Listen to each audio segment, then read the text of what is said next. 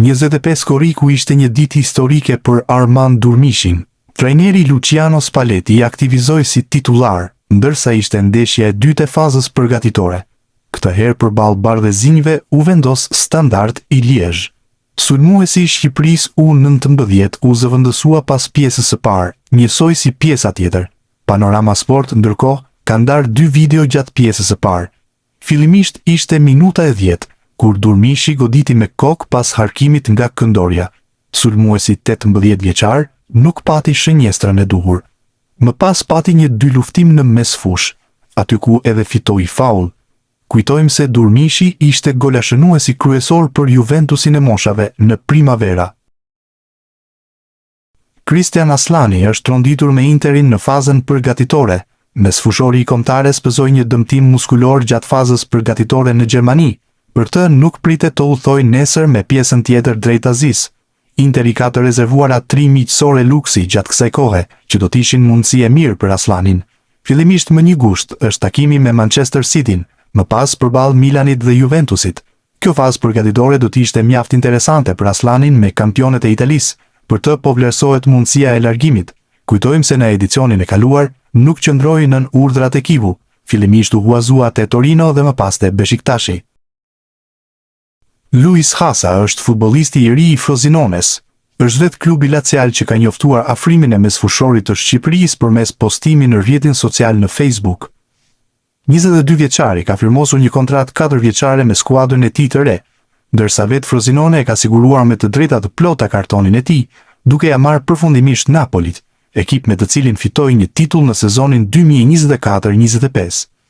Një këpërcim i rëndësishëm ky për një prej talenteve më premtues, si në kampionatin italian të Serie A, ashtu edhe për Shqipërinë, ku Hasa bëri debutimin pikërisht përballë Izraelit në miqësoren e humbur në qershor, në drejtimin e trajnerit Rolando Maran.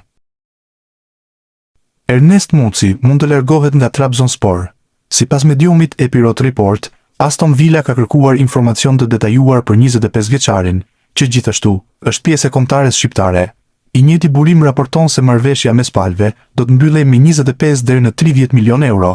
Theksohet se si fillim, operacioni mund të nisë me një huazim, ndërsa në fund të sezonit që po vjen, klubi Premier League të ketë të drejtën e bjerjes. Ky lajm ka marrë dhe në Turqi, duke parë interesimin nga Villa Park si mjaft serioz. Kujtojmë se mesfushori me tipare sulmuese ka kontratë me klubin nga Trabzoni deri në verën e vitit 2029 me opsion rinovimi për një tjetër vit. Sulmuesi Fiorin Durmishaj bëri buj disa vite më parë, teksa vendosi të refuzonte të vishte fanellën e Shqipërisë, duke vendosur të përfaqësonte Greqinë. Karriera e tij në dukje premtuese mori një rënje të lirë pas këtij vendimi, teksa së fundmi 29 vjeçari është transferuar te skuadra serbe e Çukariçkit, duke u bërë kështu ndër të paktët futbollistë me origjinë shqiptare që luan në kampionatin serb. Gjatë karrierës së tij, Durmishaj ka qenë pjesë e skuadrave të rëndësishme greke si Olympiakos, Aris, Panionios, Ofi Kretës, teksa sezonin e kaluar ishte pjesë e Iraklis. Ai gjithashtu ka luajtur edhe në kampionatin shqipriot dhe atë belg, teksa numëron 9 ndeshje me kombëtaren U21 të Shqipërisë, si dhe 1 gol të shënuar. Yasir Hasani do të rikthehet tek Esteghlal. Panorama Sport mëson ekskluzivisht se palët kanë arritur marrëveshjen që Hasani të luajë sërish në Iran. Disa ditë më parë u raportua për prishjen e kontratës nga ana e Hasanit, ndërkohë situata ka ndryshuar dhe sulmuesi i kombëtares do t'i bashkohet Esteghlalit. Rreth 850.000 euro u pagua në verën e kaluar për transferimin nga Guangzhou. Hasani ndërkohë shënoi 13 gola ndërsa regjistroi 29 paraqitje. Disa ditë më parë u raportua për prishjen e kontratës nga ana e Hasanit, ndërkohë situata ka ndryshuar dhe sulmuesi i kombëtares do t'i bashkohet Esteghlalit. Rreth 850.000 euro u pagua në verën e kaluar për transferimin nga Guangzhou.